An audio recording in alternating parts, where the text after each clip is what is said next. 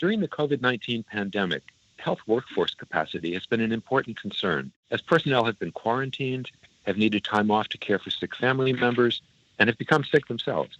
Such challenges point to the importance of adapting regulations and finding creative solutions to expand the capacity of the U.S. healthcare workforce. I'm Stephen Morrissey, Managing Editor of the New England Journal of Medicine, and I'm talking with Erin Fraher, Director of the Carolina Health Workforce Research Center at the University of North Carolina at Chapel Hill. Dr. Fraher has co-authored a perspective article about opportunities for increasing health workforce capacity to care for patients with COVID-19. Dr. Fraher, your perspective article was published online in early April. How have concerns about health workforce capacity played out since then? How often has adequate staffing been an issue for hospitals? I think it's been a big issue, and you're right. So when we published this article, the main focus was on surging the workforce, really making sure that we had the workforce needed to be available for ICU beds, to be available for ventilators. And there was a big focus on this acute phase, right? New York City was really the face of this. How do we get the appropriate workforce, the capacity surged? I would say since then, while there have been increasing focus on surging, I would say been more focus on sustaining the workforce, recognizing that this is going to be here for a while. The pandemic is going to challenge this country and the workforce for a long ways to come.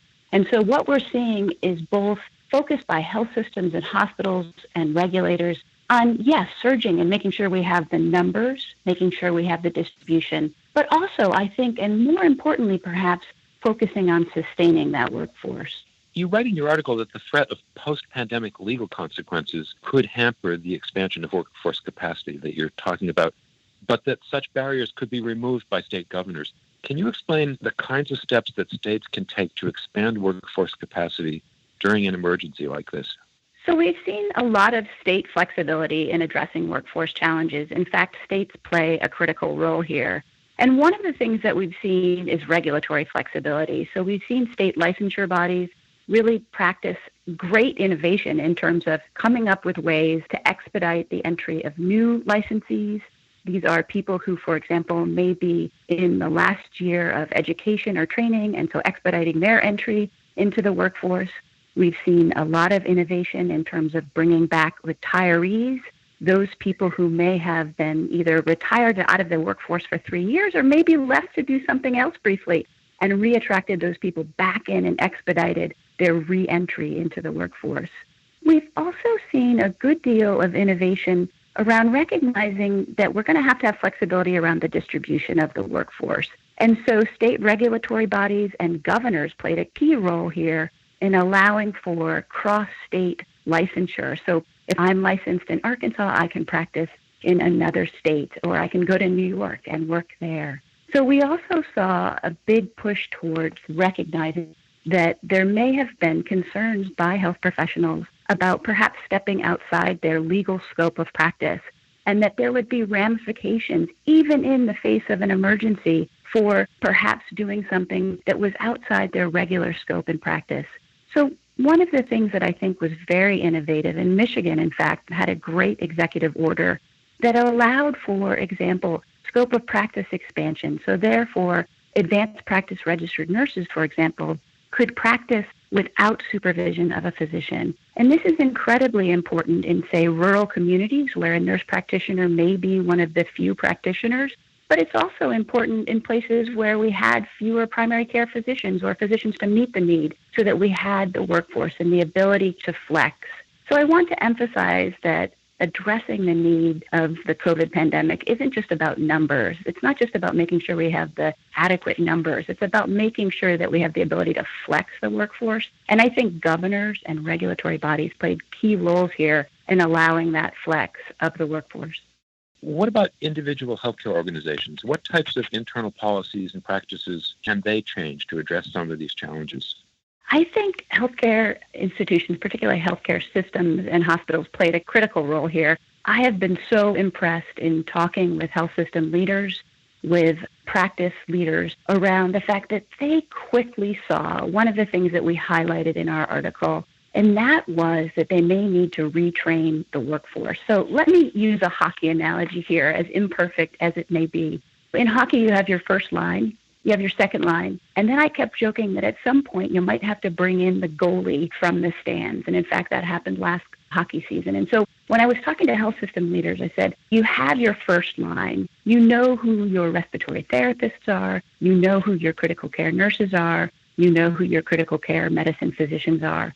But as this pandemic goes on, and as we were at that time quite uncertain about what these infection rates were going to look like, that first line might go down. They might go down because they're infected.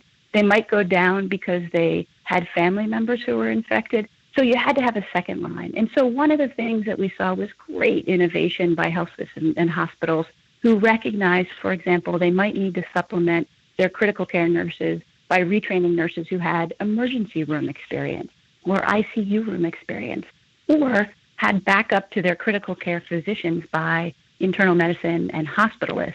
And so that was one of the things that we saw was great innovation. And not only did they recognize this, but they implemented quickly retraining. So they were able to take these groups and say, okay, if you haven't been in an ICU for a while, what will it take to get you up to speed? And so those were some of the things that we saw. We also saw it with cross-training for people to run ventilators. Places that were afraid they would not have enough respiratory therapists, for example, cross-trained certified registered nurse anesthetists who often work with ventilated patients anyway. So we were impressed with the amount of sort of cross-training, or I saw happening at hospitals and health systems. We also saw it in ambulatory care practices, particularly those in rural communities who recognized, for example, the workflow might need to look differently, particularly around telehealth. So as practices began to see more patients virtually, as CMS began to reimburse for video visits at the same level as in-person visits, they had to really rejig their workflows and retrain their health workforce to be able to address the needs of both their COVID and non-COVID patients. Well, you've talked about nurses, you've talked about students. What about the role of other professionals, dentists, social workers? Have states or healthcare organizations been able to tap their potential as well? Yes, in fact, one of the things that we saw was a recognition that there was a workforce that was being underutilized, underdeployed during the pandemic. And during the acute phase of the pandemic, we knew, for example, dental offices were closing. We knew, for example, that many practices were not taking visits. And so we began to see places where they were training dentists and cross-training and bringing them in because dentists are actually experts at infection control, and they play a critical role in helping in hospitals. In some hospitals, we're using dentists. One of the things that we've also seen since we put our article out, and this has been something we've been tracking, is as these health systems and practices reduced visits and as demand reduced, we saw a number of furloughed workers. And therefore, you sort of had this untapped pool of healthcare workers. And so one of the challenges was to take this untapped pool of healthcare workers and match them where they were needed, right? And this was partly what New York did and California did through its health corps, was to sort of say, calling all volunteers who are available, willing, and able. But one of the challenges we saw, at least in North Carolina where I'm based, is even if you had this untapped pool, you had to figure out a way to match their skills to what was needed. And so it's both a challenge of retraining, but also trying to figure out who's out there and where are they needed and how do those skills match. And that's something we've been wrestling with here in my state of North Carolina. Finally, you mentioned CMS and the change in reimbursement for telemedicine. But beyond that, what are federal agencies doing? What moves have they made to help expand the workforce capacity? And are there other options that could be explored at the federal level rather than the state? Yes, you bring up a really important point, and that is sort of the role of state versus federal actors. And we've spent a lot of time so far talking about state actors. But I will say that CMS and the waivers and regulatory and payment changes that they've made, particularly around telehealth, have been critical. Just to briefly visit them, when they made parity for telehealth reimbursement for video visits to be the same as in-person visits, that fundamentally reorganized many healthcare practices in terms of how they delivered care. And one of the challenges that we saw was that our healthcare systems, our hospitals, our practices were very much set up for in-person visits. And so suddenly there was this sort of shuffling of trying to figure out how to reorganize care so that we could do video visits and trying to figure out which patients could be seen via video, which needed to be seen in person. And one of the things from talking to clinicians that I've gathered from just this simple switch from in-person to video is clinicians asking themselves in a new way, is this patient someone I could do via video? And it's actually great in some cases for the provider because it allows them to provide care in a more flexible way around their schedule, which is really important. And then we saw an issue with the fact that many places, particularly rural communities and older patients, didn't have the technology to be able to do video visits. And so they would only do telephonic visits. And initially, telephonic visits were reimbursed less. And CMS recognized that and then increased the reimbursement rates for telephonic visits. So I think, in fact, that reimbursement rate for telephonic visits and video visits has really driven a lot of important innovations in the workforce. You asked about what else the federal agencies could do. So I think one of the things we need to be thinking about at the federal level is particularly flexibility around how we're going to address this pipeline of health workers who, for example, are either med students in their last years, trying to figure out whether they're going to match for residencies, or they're nursing students in their last years. And I think that's where sort of federal leadership in terms of thinking about whether it's the accrediting bodies, the ACGME or others, who try to think about ways to really make sure that we don't get this pipeline stalled. Because I'm a bit worried about these students who are looking at the workforce thinking, how am I going to interview for a residency position, or how am I going to interview for medical school, and what's going to happen to me? So I think there's a real role for leadership here in terms of saying it's going to be okay, we're going to flex on this, and we're going to allow you to do these virtual interviews, et cetera. So that's, I think, federal leadership from federal accrediting bodies. And we've seen that somewhat already emerge.